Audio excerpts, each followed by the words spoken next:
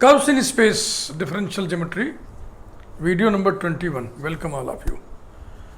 इस वीडियो में हम लोग हेलिक्स के बारे में पढ़ेंगे। हेलिक्स एक ट्विस्टेड स्पेस कर्व है।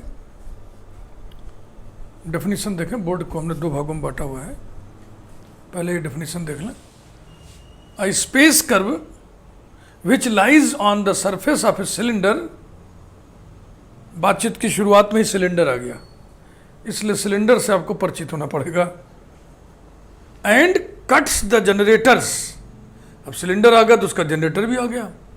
Eight a constant angle. A space curve which lies on the surface of a cylinder, ठीक, and cuts the generators at a constant angle is called cylindrical helix और simply a helix. यदि cylinder की जगह right circular cylinder आ जाए तब helix को हम circular helix कहते हैं। Parametric equations of the helix are x equal to a cos t, y equal to a sin t, z equal to a t cot alpha, alpha being constant angle between helix and generators of the cylinder. अब cylinder surface होता है। Cylinder खुद एक surface है ना, surface का नाम है सिलेंडर। इसको आप BSc first year analytical geometry में पढ़े हैं। कौन के साथ, कौन से सिलेंडर्स। सिलेंडर कहते ही हमारे दिमाग में राइट सर्कुलर सिलेंडर आता है, सीधा वाला, जबकि ऐसा नहीं है। सिलेंडर्स बहुत प्रकार के होते हैं। सिलेंडर्स का प्रकार डिपेंड करता है गाइडिंग कर्व पर। समझिएगा, थोड़ा हल्के से समझा दे रहे, बीएससी फर्स्ट ईयर की चीज़ है। जैसे बिल्कुल हमने एक गोल गोल कर्व खींच दिया, बिल्कुल सर्किल, ठीक है ना, और इस पर एक line perpendicular to this plane खड़ा कर दिया। अब इस लाइन को इस कर्व पर, गाइडिंग कर्व इसीलिए इसको बोले हैं ना, गाइड करेगा कि ये घूमेगा किस ट्रैक पर। इसको इसी ट्रैक पर ऐसे ऐसे घुमाइए, ऐसे ऐसे जोर से घुमाइए, तब जानते हैं क्या बनेगा, तब ये बनेगा राइट सर्कुलर सिलेंडर। अब इसी ट्रैक के शेप पर सिलेंडर का शेप निर्भर करेगा। ऐसा आपको महसूस हो रहा होगा, है ना। जैसे अगर हम ट्रैक को ऐसे ऐसे बना दें,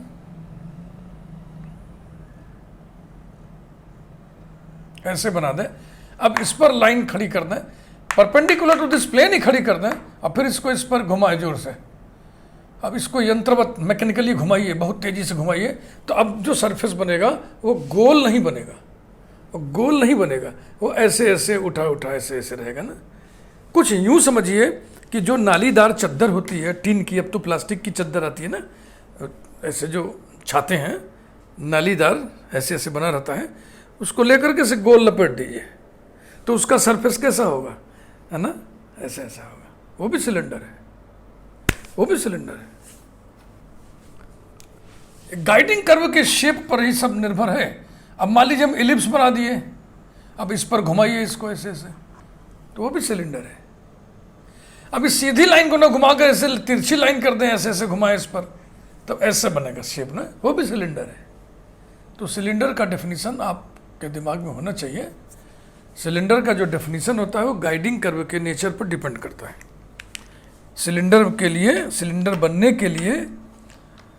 के लिए एक गाइडिंग कर्व चाहिए और एक घूमने वाली लाइन चाहिए, जिसको जनरेटिंग लाइन या जनरेटर कहते हैं।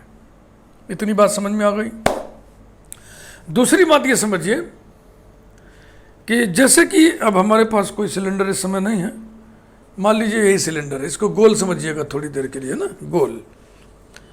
तो जनरेटर कौन होगा, कोई भी लाइन इस पर खींच दें, ऐसे सीधी लाइन जो गाइडिंग कर्व को परपेंडिकुलरली बाइसेक्ट करे, इंटरसेक्ट करे, वो जनरेटर होगा।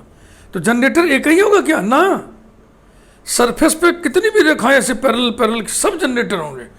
इसलिए देखो इस लैंग्वेज में जहां भी जनरेटर वर्ड लिखा है बहुवचन में लिखा है, जनरेटर्स, ये देखो, है ना,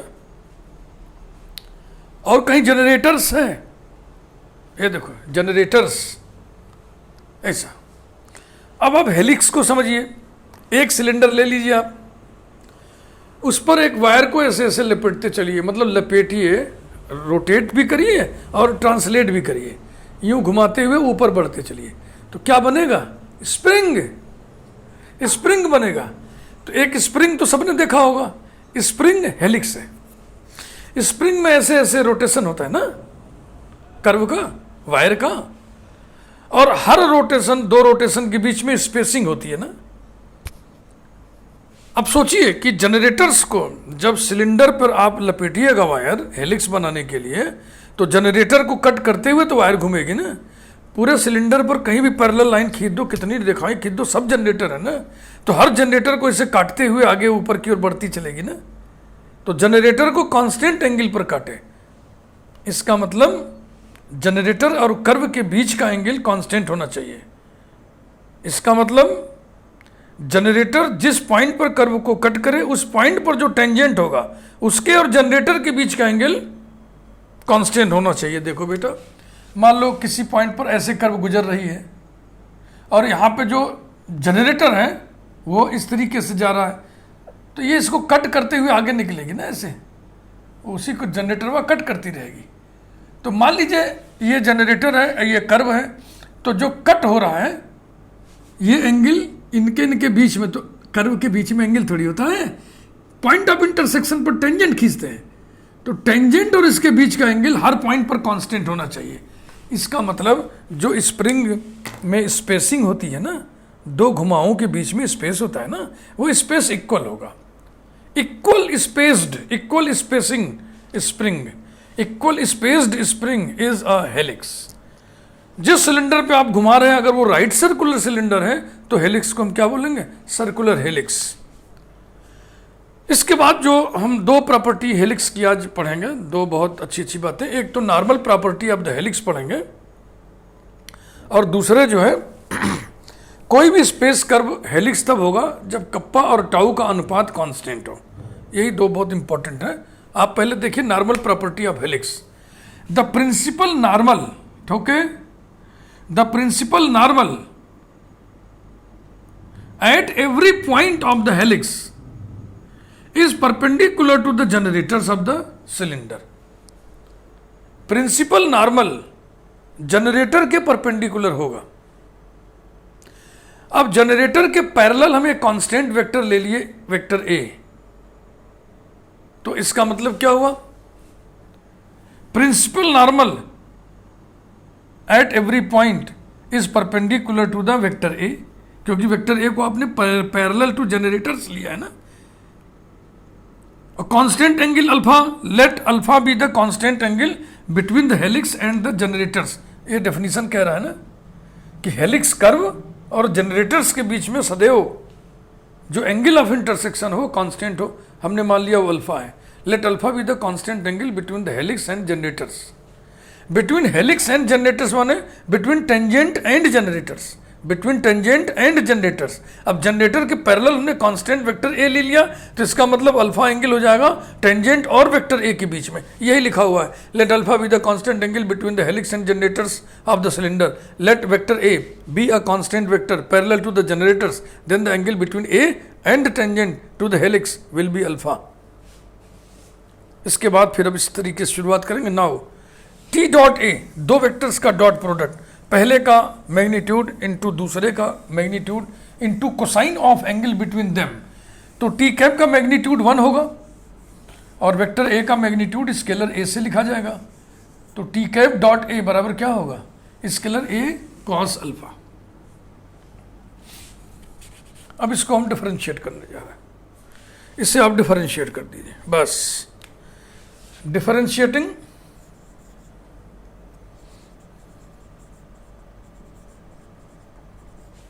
it with respect to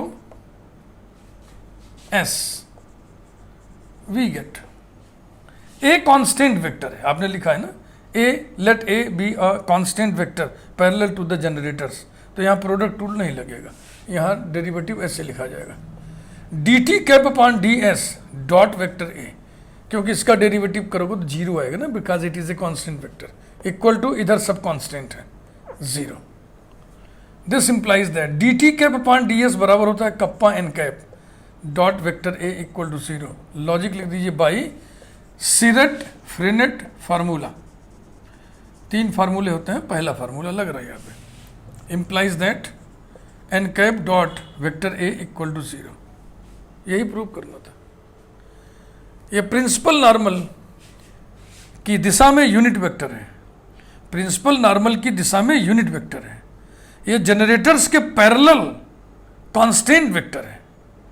तो प्रिंसिपल नॉर्मल के डायरेक्शन में यूनिट वेक्टर जनरेटर्स के पैरेलल वेक्टर के परपेंडिकुलर है।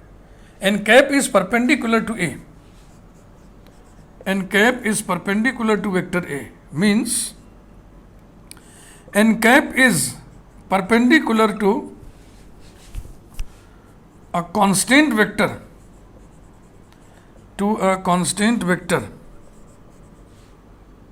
parallel to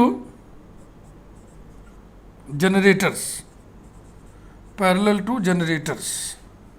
it means n cap is perpendicular to generators और इसलिए principal normal is perpendicular to generators, principal normal is perpendicular to the generators. केवल generators लिखा गया तो इसका मतलब generators of the cylinder, to the generators of the cylinder, यही prove करना था बेटा। At every point of the helix the principal normal is perpendicular to the generators of the cylinder. ये नॉर्मल प्रॉपर्टी, ये नॉर्मल प्रॉपर्टी है। Definition ये है कि जनरेटर्स और टी कैप के बीच में कांस्टेंट एंगल अल्फा बनेगा। नॉर्मल प्रॉपर्टी ये है कि जनरेटर्स और प्रिंसिपल नॉर्मल परपेंडिकुलर होंगे। अब एक बहुत इंपॉर्टेंट थ्योरम हम पढ़ने जा रहे हैं जो एग्जामिनेशन में किसी भी यूनिवर्सिटी के जहाँ पर भी ये सिलेबस पढ़ाया जा रहा होगा वहाँ के पेपर में आप देखेंगे तो बार बार पूछा जाने वाला रिजल्ट है, उसी को हम प्रूव करने जा रहे हैं। Necessary and sufficient condition,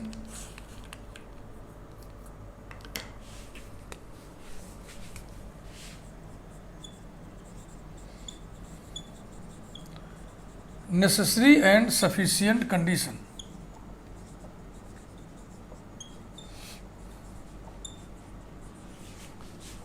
for a space curve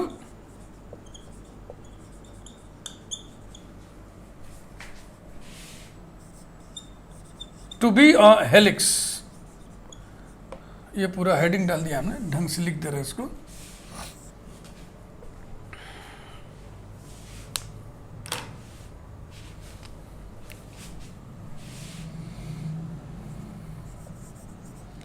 The necessary and sufficient condition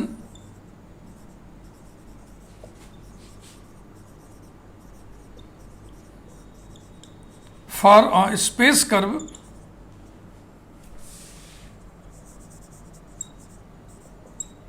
to be a helix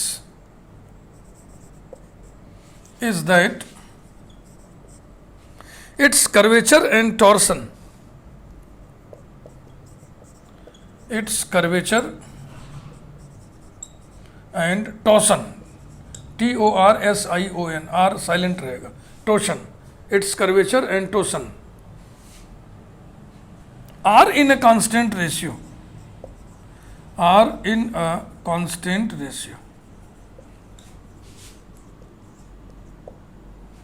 Proof.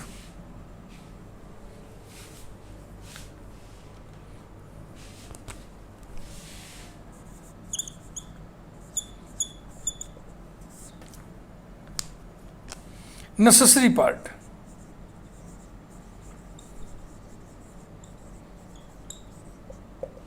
ठीक, ध्यान से देख लीजिए, नोट्स की तरह हम लिखवा दे रहे हैं, समझाते तो चल ही रहे हैं स्टेप बाय स्टेप।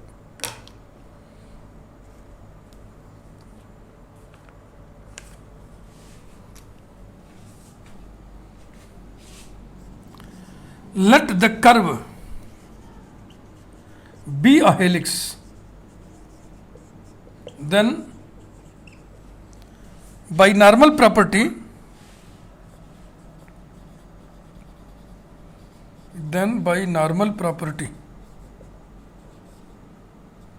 अभी जो प्रूव किए थे, N cap dot vector A equal to 0। Vector A के बारे में सूचना दें। Where vector A is a constant vector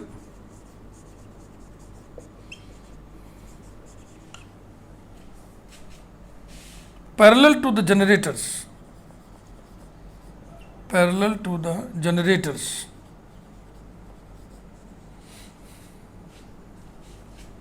of the cylinder।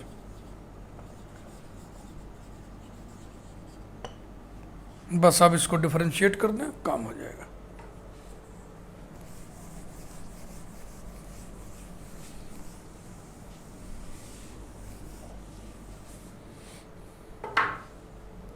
Now,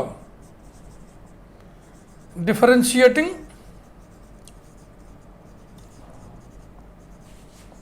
n cap dot vector A equal to 0 with respect to S,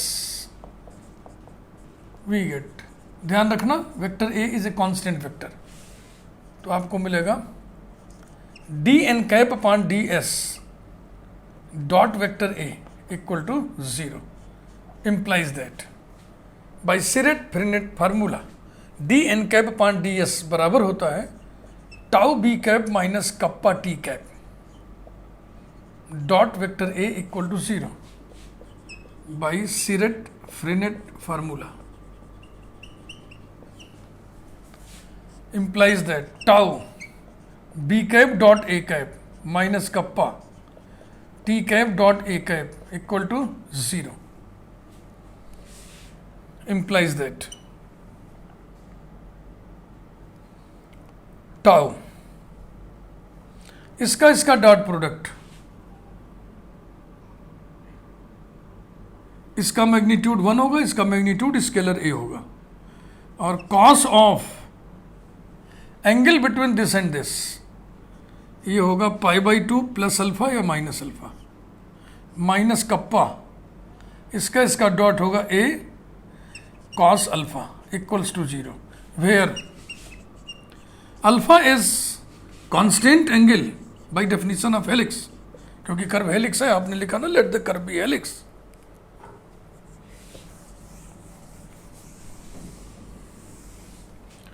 where alpha is constant angle between t cap and constant vector A parallel to generators। तो अगर इस vector का इसके साथ angle alpha है तो इसी vector का बी कैप के साथ एंगल क्या होगा, T cap B cap perpendicular होते हैं ना, तो या तो π/2 प्लस अल्फा होगा या तो π/2 माइनस अल्फा होगा। This implies that cos π/2 minus alpha sine alpha होगा और cos π/2 plus alpha minus sine alpha होगा, तो ये हो जाएगा plus minus tau a cos alpha minus kappa a cos alpha, sorry sine alpha, यहाँ पे sine alpha sorry, equals to 0 implies that plus minus tau a sine alpha equal to kappa a cos alpha implies that tau को इधर ले आइए, ए से ए cancel कर दिया, तो कप्पा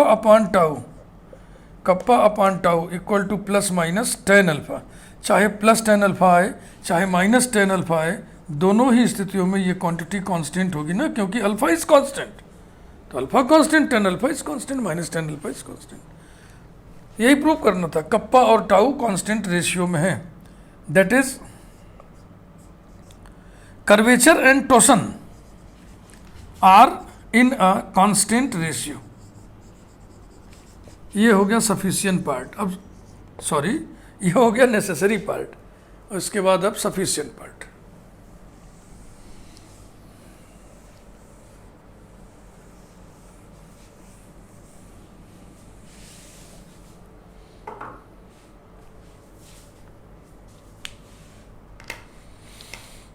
ये पार्ट बहुत आसान था, सफिशिएंट पार्ट में थोड़ी सी टेक्निक लगनी है, ज़्यादा नहीं।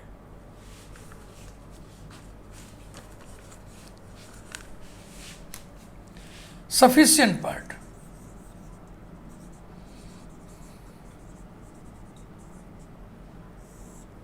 अब आप इसको मानिए उल्टा ना, let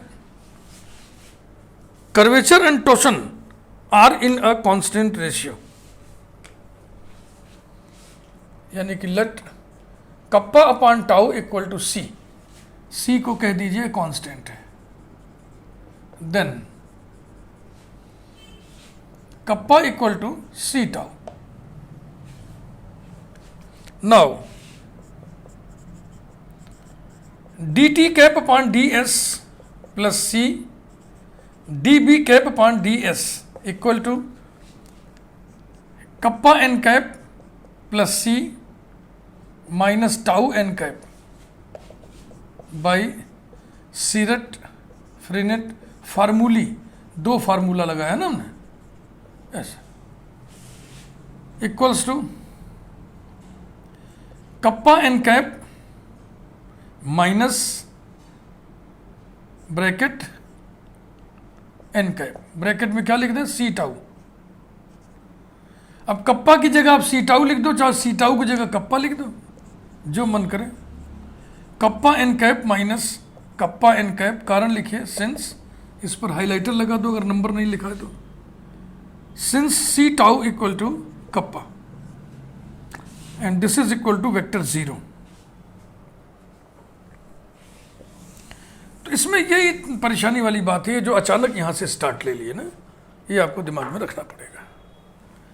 this implies that d by d s of T cap plus C B cap, यही है ना, देखो ये equal to 0 vector. This implies that T cap plus C B cap is equal to, integrate कर दिए तो यहां पे आएगा कांस्टेंट वेक्टर और आर्बिट्रेरी आएगा, arbitrary constant vector, arbitrary constant vector. This implies that T cap dot bracket में जो भी आर्बिट्रेरी कांस्टेंट वेक्टर आया है उसको हम लिख नहीं रहे, ऐसे ही लिख दे रहे हैं बस लैंग्वेज में, आर्बिट्रेरी कांस्टेंट वेक्टर।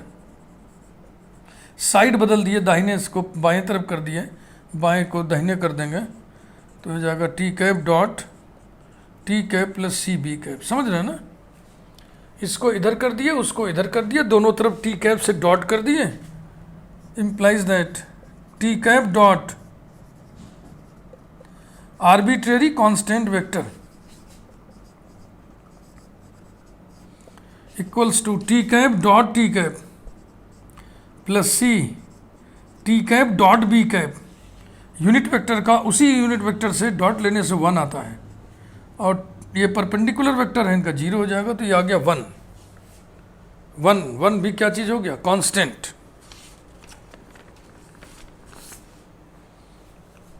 इधर कांस्टेंट आ गया, इसका और आर्बिट्रेरी कांस्टेंट वेक्टर का डॉट प्रोडक्ट कांस्टेंट आ गया, यहां लिख दीजिए कांस्टेंट। इसका मतलब क्या हुआ, इसका मतलब हुआ T cap arbitrary constant vector के साथ कांस्टेंट एंगल बनाएगा। दो वेक्टर का डॉट प्रोडक्ट कांस्टेंट है। दो वेक्टर का डॉट प्रोडक्ट क्या होता है, मान लीजिए वेक्टर बी है, वेक्टर बी, तो इसका डॉट क्या होगा, बी कॉस बीटा, मान लो b cos beta equal to constant, b cos beta equal to constant, b constant vector है, स्केलर बी कांस्टेंट, तो बी कॉस बीटा कांस्टेंट, तो cos beta constant, beta constant.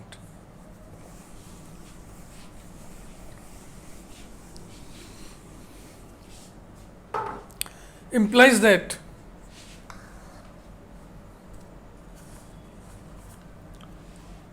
T cap makes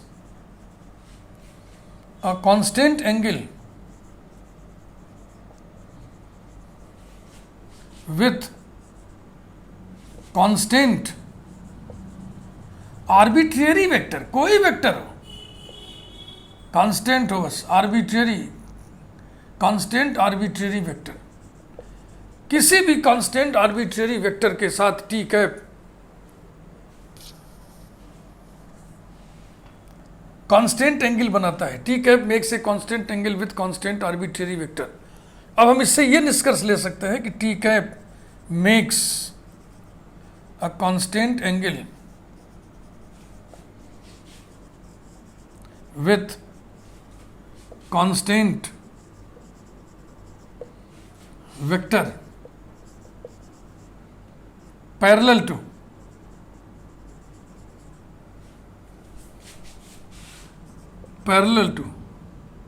generators. देखो भैया, ये लिखा है कि T cap किसी भी कांस्टेंट वेक्टर के साथ कांस्टेंट एंगल बनाता है, किसी भी कांस्टेंट वेक्टर के साथ। तो जनरेटर्स के पैरेलल जो कांस्टेंट वेक्टर होगा उसके साथ भी तो टी कैप कांस्टेंट एंगल बनाएगा। और यही तो डेफिनेशन होता है हेलिक्स का, कि T cap makes constant angle with constant vector parallel to generators. इसका मतलब ये हो गया T cap on A tangent